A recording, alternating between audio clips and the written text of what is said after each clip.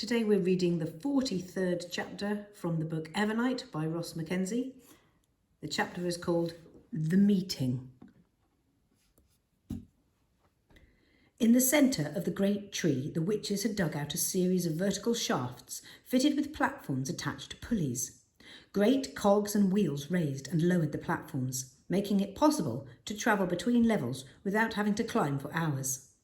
Lara stood next to Bernie and Double Eight on one of these lifts, listening as the cogs turned and the ropes moaned and creaked. The platform climbed until the air thinned and ice crystals twinkled on every surface. "The council is gone," said Bastian Stone in a soft voice. "They flew out to meet the Evernight. Only the High Witch came home, and she's in a bad way. The Mother Tree is keeping her alive, I think." "We saw them," whispered Lara. "Out on the boat, we saw them fly across the sky." When the platform reached the top of the tree, they walked out onto a junction in the trunk from which all the uppermost branches sprouted. And in the centre of this junction, growing from the tree itself, was the High Witch's palace.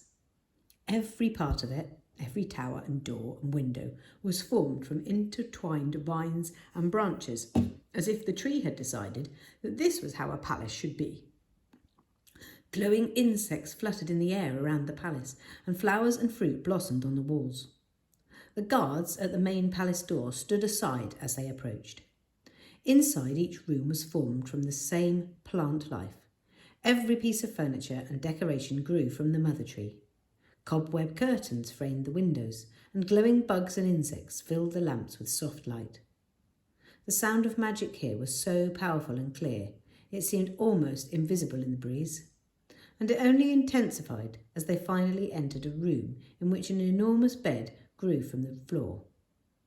In the centre of the bed lay a mass of vines and branches and leaves. It shifted in the bed. Lara gasped.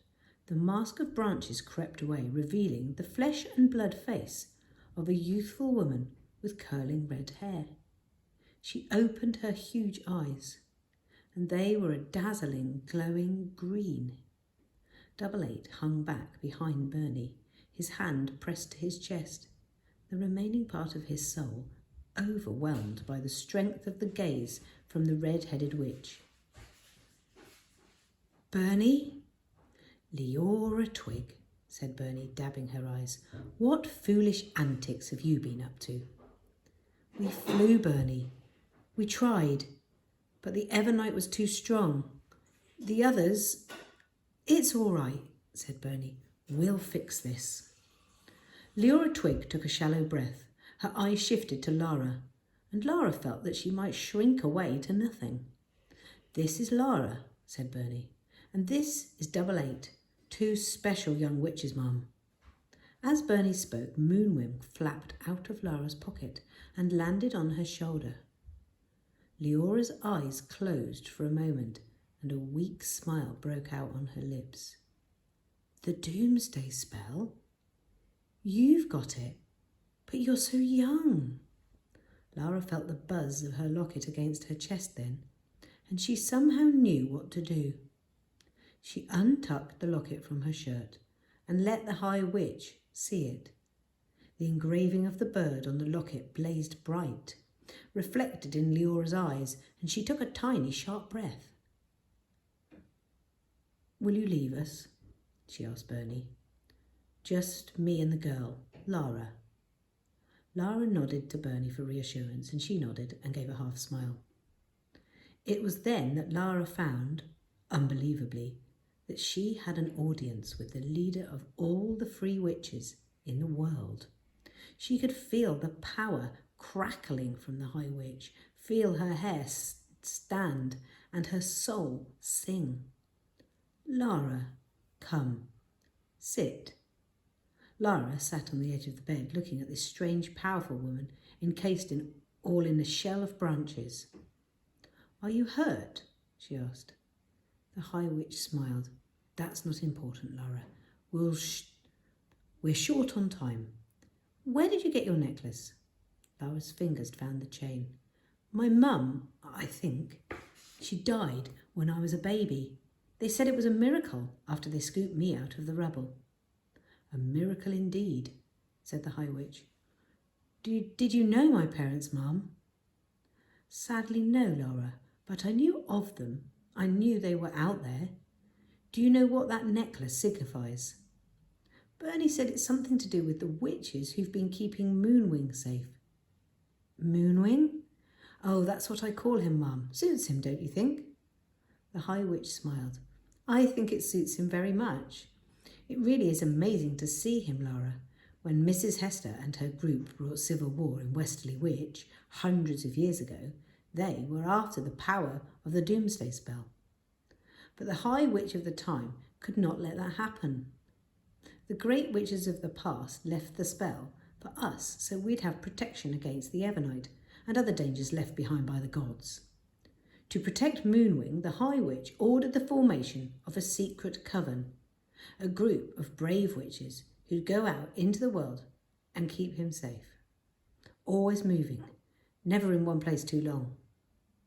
Moonwing has been hiding all this time, even from me. No one even knew if the coven was still out there. But that locket of yours, Laura, is their sign. So my mother was one of them. She was protecting the spell? I believe she must have been. It would have made sense. I think that the Doomsday Coven passed their duty down to their children, which means, Laura, your mother must have passed hers to you. Laura stared at the locket. She touched it, knowing that her mother had probably held it, just like this. What am I supposed to do? You are supposed to use the spell when it is needed, said the High Witch, and I think it is very much needed now. But how? I've only just found out I'm a witch. I don't have the power. 88 has more magic than I do. I couldn't even make a decent light spell. And I've tried opening the locket 1,000 times, but I can't. The shell of branches that enveloped the High Witch twisted and snaked, revealing a pale, delicate arm. The High Witch reached out, opened her hand. When Laura took her hand, a great charge of magic rushed through her, making her dark hair vibrate. I feel the power in you, said the High Witch. All you need is belief. Hold the locket in your hand. Know you are a witch. Believe what's inside is meant for you. Lara took the locket in her open palm. She traced the outline of the bird with her eyes and the inscription of her name. Then she closed her eyes, heard the wonderful music of the magic in the air, and spoke to the necklace with her thoughts. If this is meant to be, if I truly am supposed to play a part, then give me a sign. Open now. If you do that, I'll believe. I'll know it's true. The locket vibrated and hummed. Lara looked down at it and closed her hand around it. She felt a click and warmth spilled onto her flesh. The locket had opened in her hand. There was a tiny bottle inside. Trembling, she took the bottle. What is it? A message, I think. From my mum. Yep. Lara stared down at the bottle. Her head spun and her chest heaved and flooded with a great aching desire. My mum held this bottle, she thought. My mum was the last person to touch it. It felt, in a strange way, that she was somehow touching her mother's hand. She looked at the High Witch and tears began to fall down her face. I'm scared. The High Witch took her hand. Then let us do this together. Lara took a deep breath, unstoppered the bottle, and let out the spell.